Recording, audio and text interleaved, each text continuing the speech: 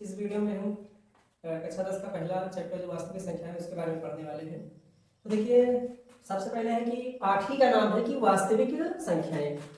तो हम पहले ये जानेंगे कि वास्तविक संख्याएं किन संख्याओं को हम कहते हैं। तो देखो, वैसे तो हमने लिख रखा है कि वास्तविक संख्याएं, ये परिवार डिफिनेशन है। तो वह संख्याएं जिनको वास्तव में संख्या रेखा पर प्रदर्शित किया जा सके वास्तविक संख्याएं कहलाती है। देखो, एक हम डायग्राम बनाए हैं चित्र के माध्यम से। तो इसमें देखिए, हमने दिखाने की कोशिश किया है कि वास्तविक संख्याएं किसे कहते हैं। तो और फिर अगर हम आसान भाषा में कहें, अपनी भाषा में अगर समझना चाहें कि वास्तविक संख्याएं किसे कहते हैं, तो सभी परिमेय संख्याओं, यानी जितनी हमारी परिमेय संख्याएं हैं उनको, और तथा सभी अपरिमेय संख्याओं के संग्रह को वास्तविक संख्याएं कहते हैं। देखिए, सबसे पहले हम लोग कक्षा 6 में जब क्लास 6 में जाते हैं तो वहां पर हमको पढ़ाया जाता है प्राकृत संख्या। प्राकृत यानी प्राकृतिक संख्या। प्राकृतिक संख्या हम जानते हैं, अगर नहीं जानते हो तो थोड़ा सा हम बता देते हैं कि अगर इन मूल्यों को गिनना है तो 1 2 3 4 5 आगे बहुत सारी संख्याएं हैं। तो यदि अगर इन मूल्यों को मस्त मान ले तो 1 से शुरू करते हैं, यानी 1 से आगे जितनी गिनती हैं 1 2 3 4 डाट आगे अनंत तक है। तो ये सभी संख्याएं जो होती हैं उन संख्याओं को हम प्राकृतिक संख्याएं कहते हैं। इस क्लास 6 में हम लोग पढ़ते हैं। और वहीं पर हम लोग पढ़ते हैं पूर्ण संख्या। कौन सी संख्या? पूर्ण संख्या। तो देखिए, सबसे पहले हम लोग जाने प्राकृतिक संख्या। प्राकृतिक नहीं प्राकृतिक संख्या। प्राकृतिक संख्या 1 2 इन संख्याओं का उदाहरण है 1 2 3 डाट डाट आदि संख्याएं। फिर है पूर्ण संख्या। कौन सी संख्या? पूर्ण संख्या। तो जब जीरो की खोज हुई तो इन प्राकृतिक संख्याओं में शून्य को मिला दिया गया। तो जब प्राकृतिक संख्या में शून्य मिल जाता है तब संख्याओं को हम प्राकृतिक संख्या ना कह करके इन संख्याओं को हम कहते हैं पूर्ण संख्या। यानी जो हमारी प्राकृतिक संख्या है 1 2 3 4 डाट डाट आदि संख्या, ये हो गया हमारा, ये हो गई प्राकृतिक संख्या है। इन्हीं संख्याओं का हम प्रयोग गिनती में करते हैं। कोई भी वस्तु अगर गिनना होगा तो इन संख्याओं का हम प्रयोग करते हैं। फिर जब शून्य आया तो इन सभी से शून्य माना गया, क्योंकि कुछ नहीं के लिए जीरो का प्रयोग किया जाता। नहीं, एक है तो एक तो ज्यादा है, कुछ है, तो इसलिए इन सबसे छोटा होता है। तो इन सबसे पहले आएगा 0 1 2 3 डाट डाट डाट आदि संख्या। तो ये संख्याएं जो है, इन संख्याओं को हम पूर्ण संख्या और इन संख्याओं को हम प्राकृतिक संख्या कहते हैं, सिर्फ जीरो के मिलने से। तो देखो यहाँ पर देखिए, ये 1 से लेकर अनंत तक की जितनी संख्याएं हैं ये हमारी प्राकृतिक संख्या है। यानी सभी प्राकृतिक संख्या जो है वो पूर्ण संख्या में आती है। यानी कुल प्राकृतिक संख्या क्या है? पूर्ण संख्या। यानी यहाँ पर देखिए, हमने पूर्ण संख्या का जो गोला बनाया है उसी के अंदर क्या है? प्राकृतिक संख्या है। यानी जितनी हमारी प्राकृतिक संख्याएं हैं, प्राकृतिक संख्याएं हैं, वो पूर्ण संख्या में आती है। यानी हम ये बात कह सकते हैं कि सभी प्राकृतिक संख्याएं पूर्ण संख्याएं भी होती है। ठीक, अब हम इसका अगर उल्टा रिवर्स कहना चाहें कि सभी पूर्ण संख्याएं प्राकृतिक संख्या होता है तो ये हमारा क्या हो जाएगा? गलत हो जाएगा, क्योंकि सब ये 1 से लेकर इधर जितनी संख्याएं अनंत तक है ये तो प्राकृतिक संख्या है, लेकिन ये हमारा जीरो जो है वो प्राकृतिक संख्या नहीं है, ये सिर्फ पूर्ण संख्या में ही आता है। तो जीरो हमारा, अगर जीरो को हम कहें कि ये पूर्ण संख्या है और प्राकृतिक संख्या है, प्राकृत संख्या है, तो ये हो जाएगा हमारा साफ साफ गलत हो जाएगा। लेकिन अगर वही हम ये 2 ले लें तो इसको हम पूर्ण भी कह सकते हैं और प्राकृत भी कह सकते हैं कि ये प्राकृत संख्या में भी आता है और पूर्ण संख्या में है। तो इसको हम दोनों कह सकते हैं, पूर्ण भी कह सकते हैं और प्राकृतिक भी कह सकते हैं। फिर देखिए, ये हो गए पूर्ण और प्राकृतिक। फिर हम लोग 7 में जब आते हैं, क्लास 7 में तो पढ़ा जाता है पूर्णांक। क्या पढ़ा जाता है? पूर्णांक। मान लीजिए पूर्णांकों की खोज कैसे हुई, क्यों इनकी आवश्यकता पड़ी। तो अगर मानिए कि हमारा कोई पृथ्वी तल से नीचे ही बिल्डिंग बनी हुई है और पृथ्वी तल से ऊपर बिल्डिंग बनी हुई है, तो वहां पर जीना लगाया गया तो नीचे भी और ऊपर भी। अब वहां पर अगर गिनती के माध्यम से हम लिखना चाहे कि ऐसी कोई गिनती लिख दे तो जो आए वो सामने देख करके पढ़े तो उसको यह पता चल सके कि हमको ऊपर चढ़ना है, जीने के मतलब धरातल से ऊपर की ओर चढ़ना है कि नीचे की ओर जाना है। तो अब इसके लिए, यानी आप संख्या अगर हम सिर्फ ये पूर्ण और प्राकृतिक संख्याओं में अगर हम मानकर चलिए लिख दे 4, वहां पर लिख दे कि 4 जीना, तो 4 जीना कोई आएगा तो नीचे भी जा सकता है और ऊपर भी जा सकता है।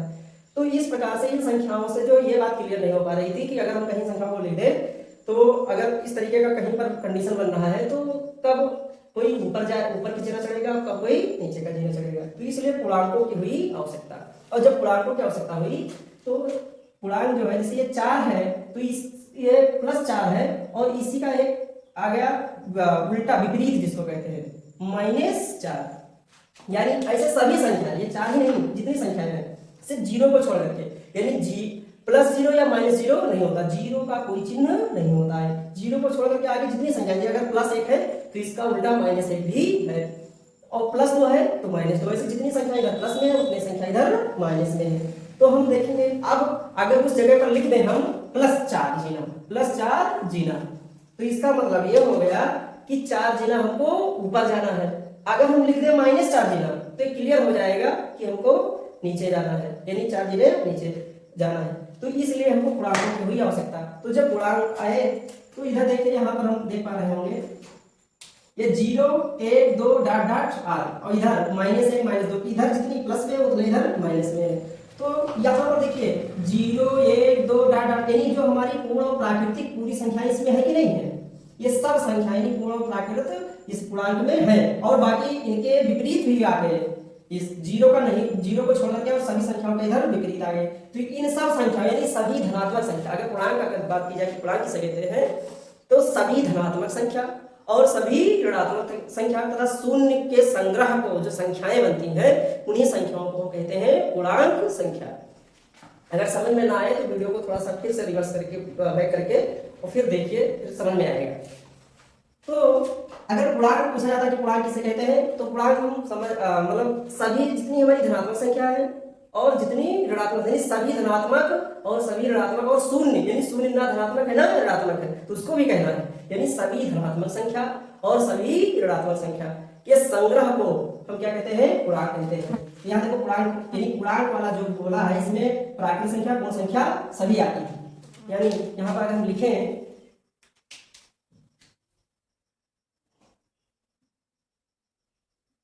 0 1 2 3 डॉट डॉट r, इधर -1 -2 डॉट डॉट r, इधर बहुत सारी संख्याएं हैं, जितनी संख्या इधर प्लस में उतनी इधर माइनस, इनफाइनाइट तक इधर प्लस में तो इनफाइनाइट तक इधर माइनस में है, यानी अनंत संख्या इधर है, जितनी संख्या इधर उतनी संख्या का इधर माइनस है।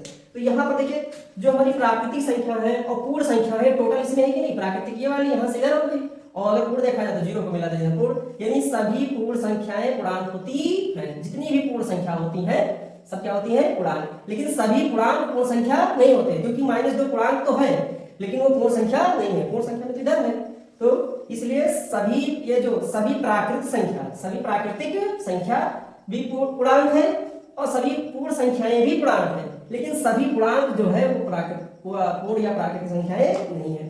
इसलिए यहाँ चित्र के माध्यम से समझाना चाहें कि जो पूर्णांक है, पूर्णांक के अंदर प्राकृत और पूर्णांक पूर्ण संख्याएं सब आती है।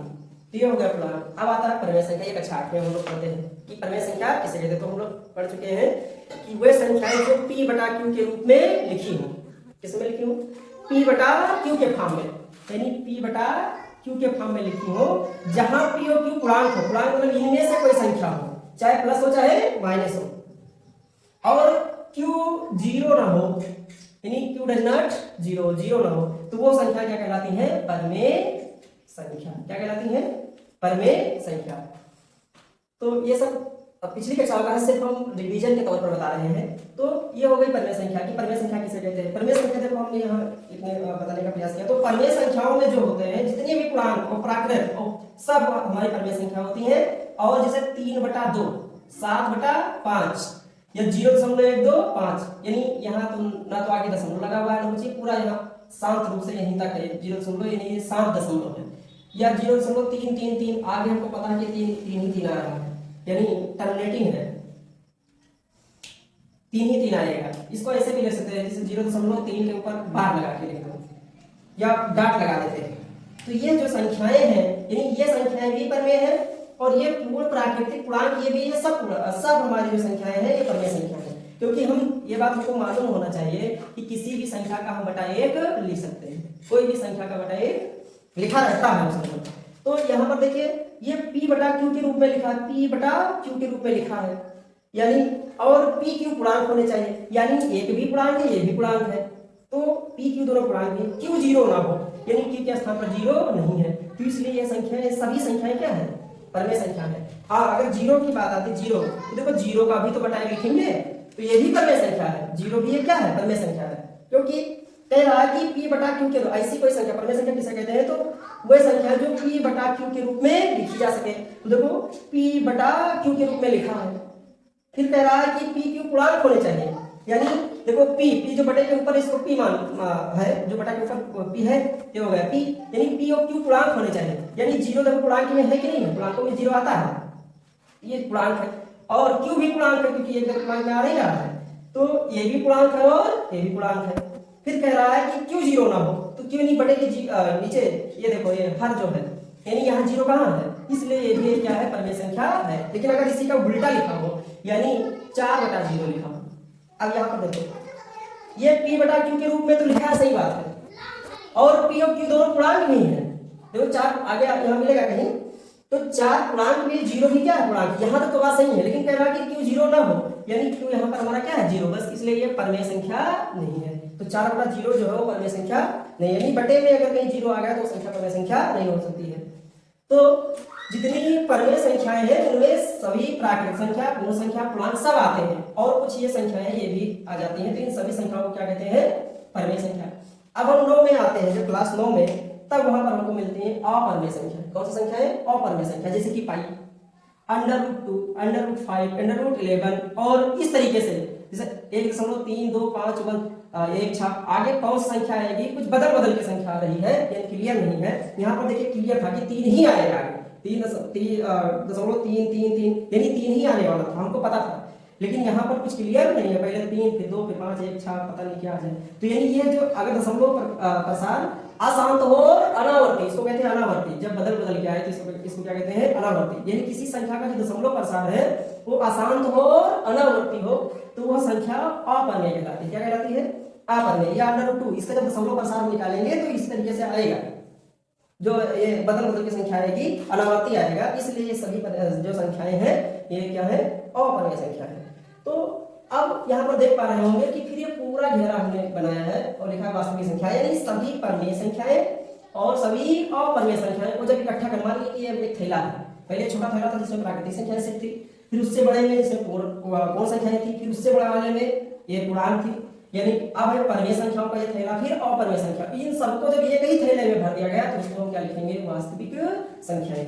यानी कहने का मतलब यह है कि अगर कोई पूछता है कि वास्तविक संख्या किसे कहते हैं, तो सभी परमेय संख्याएं और सभी अपरमेय संख्याएं के संग्रह को क्या कहते हैं, वास्तविक संख्याएं कहते हैं। और इस वास्तविक संख्याओं को हम कैपिटल आर से निरूपित करते हैं, कैसे, कैपिटल आर। यानी अगर ये थैला हो और इसके ऊपर हम लिख दें कि ये आर लिख दे, सिर्फ क्या लिख दे, आर, और किसी को बता दे कि भैया इसमें गिनती भरी हुई है, तो वो समझ जाएगा कि हाँ इसमें किस प्रकार की गिनती है। तो आर मतलब क्या हो गया, रियल नंबर। कौन से, रियल। वास्तविक संख्याओं को अंग्रेजी में क्या कहते हैं, रियल नंबर। तो इसलिए इसको हम कैपिटल आर से भी निरूपित करते हैं। यानी अगर कहीं लिखा हो कि P belongs to R, यानी कहने का मतलब है कि P कोई संख्या है, P कोई संख्या है जो क्या है, वास्तविक है, P कोई संख्या है जो वास्तविक है, समझ आया। तो ये रहा परमेय संख्या, वास्तविक संख्याओं के बारे में कुछ की वास्तविक संख्या किसे कहते हैं। तो ऐसे भी कह सकते हैं कि वह संख्या है जिनको वास्तव में संख्या रेखा पर प्रदर्शित किया जा सके, वास्तविक संख्या कहलाती है। या आसान भाषा में अगर हम कहें तो सभी परमेय संख्याओं तथा सभी अपरमेय संख्याओं के संग्रह को वास्तविक संख्याएं कहते हैं। तो अब इस पर हम आगे जो सवाल होंगे उनको लगाएंगे, और ये थोड़ा सा वास्तविक संख्याओं के बारे में है। अगर वीडियो अच्छी लगी हो तो वीडियो को लाइक करिए, शेयर करिए और कमेंट करिए।